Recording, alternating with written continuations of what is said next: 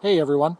I see that this Russell Brand interview with, I think it was Paxman is the name of the journalist, has been making quite the circuit around Facebook. At least my Facebook page seems to, the feed keeps, everybody keeps sharing it, and it seems to be making its way around the interwebs lately. And I wanted to comment on it because I think, the guy's actually quite charismatic, and he's got quite a platform. I think he's probably, at or near the peak of his career. He's got a lot of influence, especially I think with a lot of more left-leaning people. I saw a discussion of him on Fox News last night. They were a little more critical.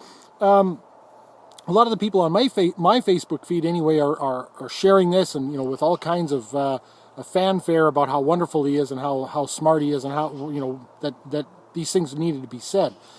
Now, of course, I actually agree with a lot of the things that he said, but I think the wheels came off the wagon at some point, and I'm really hopeful that maybe through the discussion, a good market economist will get a hold of him and teach him a few lessons. And, to his credit, he did say, I don't know everything.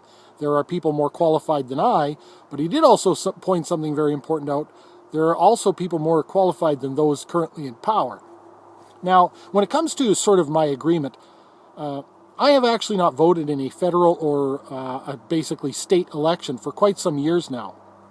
I do vote in municipal elections. Those are areas where I feel my voice can be heard, and where the candidates' platforms, I can more easily choose because the platforms tend to be much more simple. I can choose based on sort of my needs and what I think is good for the community. But when it comes to the larger arena, as Russell Brand pointed out, see, my abstention is not laziness or indifference. I feel like it's a vote itself. It's a vote of non-confidence. It's made with, sort of my own internal rigor. This is not a lazy position. And to vote for what would be the least objectionable candidate, which is inevitably what I would be doing. And I think many of you out there have got to admit, when you're voting, you're actually not voting for someone where you're saying, yes, this person espouses all the values that I hold. You're voting for the least objectionable candidate. That actually connotes a tacit complicity in what that person's platform is. Not that you could be complicit in everything they do from that point, but certainly any part of their actual platform. So, for instance, when Obama was voted in for the second term, had I been living in the United States, I could not have voted for him because I could not be complicit in, for instance, the drone strikes, which I disagree with. And so, the only way to not be complicit in that is to actually abstain from voting. And I think it does make a statement. And I think that, come on, at some point, if we're going to be empiricists, we've got to recognize that the system doesn't work. And I think a great example of that actually is President Obama. When he was originally a candidate, Obama, my wife had asked me, do you think this guy is really going to be everything that everybody thinks he's going to be? Is he really going to be the one politician who doesn't lie, the one politician who does what he says he's going to do? And I said, well, politicians are politicians. I doubt it. But he damn well better be, for the amount that everyone have personally invested in him. And of course, that's not what's happened, right?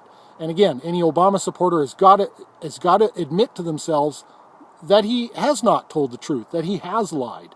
And, it's either that or you're lying to yourself. And a good example of that, is when it comes to things like this whole Obamacare rollout, where they continually said, even from the beginning, they said, you can keep your doctor if you want, and you can keep your health care plan if you want.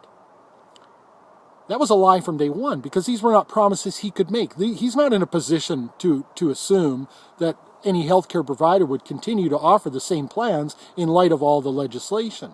And so this was a lie from day one.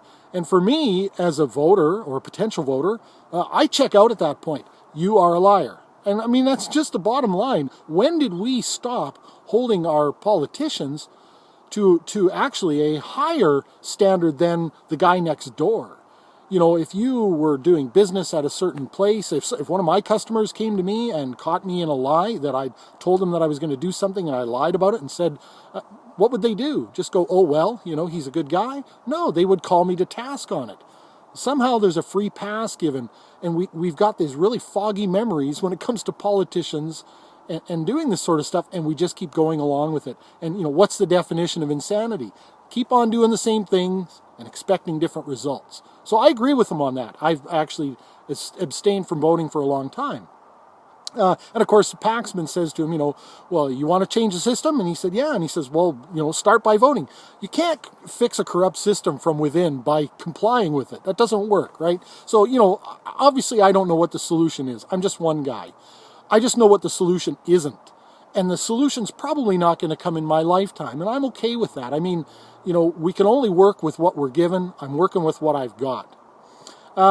And so I agree with him on that. I agree with him on a lot of the points he was making. Where the wheels came off for me was when he started talking about economics. And he's got this false notion, and I think it's a bit of a leftist notion, that the free market is where the problems reside. Now, what we have today is very important to point out is not a free market. We've got collusion with big business and government.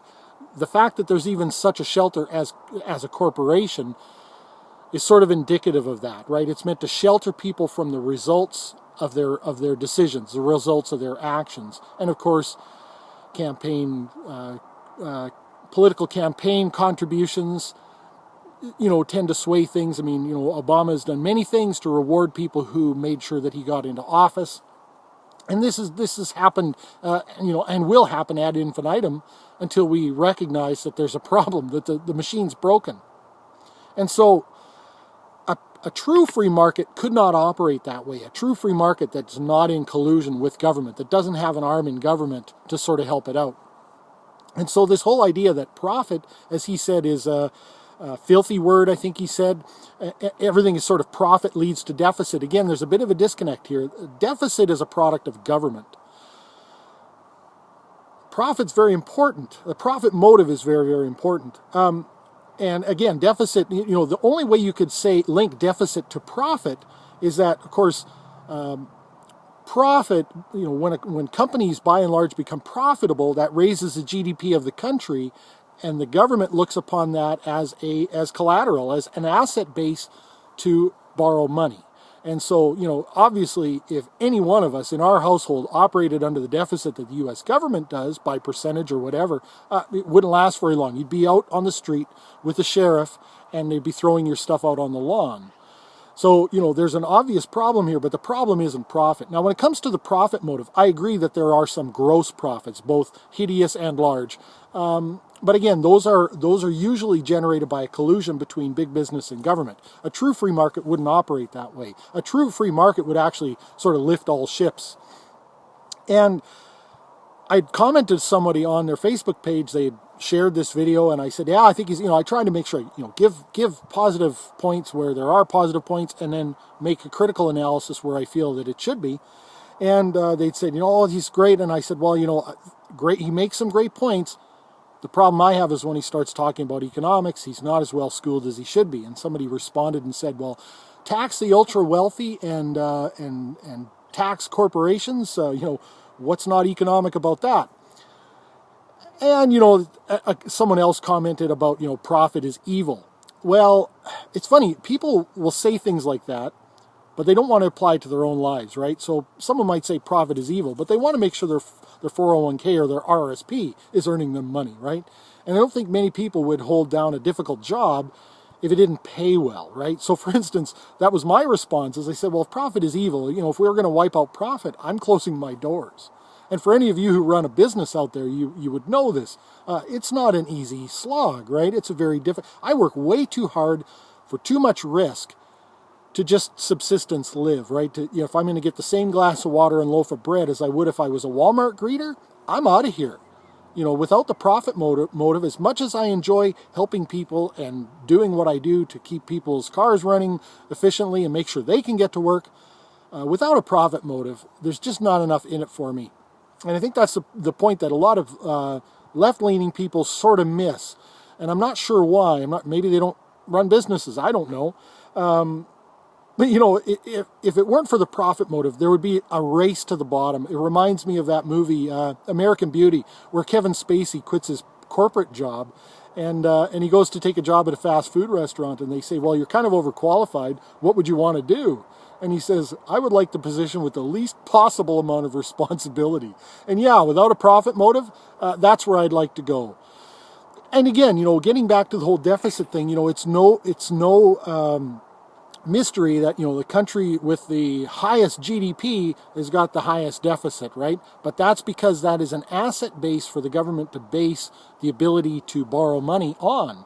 And so basically, at some point, you've got to tell the government, your government, if you're going to have a government, hey, you can't borrow money anymore. We've all got to figure out how to make this work. You can't just borrow money in perpetuity. It doesn't work, right? And also, of course, it would end a lot of programs that people don't agree with, and especially any of you out there who are concerned about wars of aggression. It would be a lot more difficult for a government to go out and provoke a war of aggression if they had to come door to door first and raise money for it, right? The fact that they can just borrow money for these wars makes it a lot easier for them to just run off and declare war, because the population, by and large, doesn't realize that they're actually paying for it. In fact, it's probably not even them paying for it, it's their children or their children's children on down the line.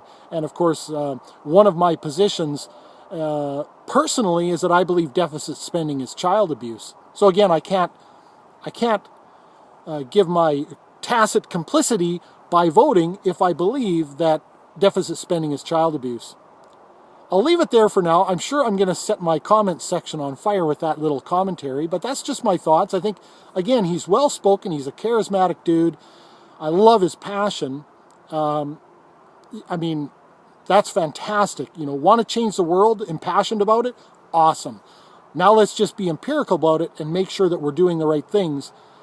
But I think one of the first things that we need to do, like any addict, is we need to come to the realization that what we're doing is not working.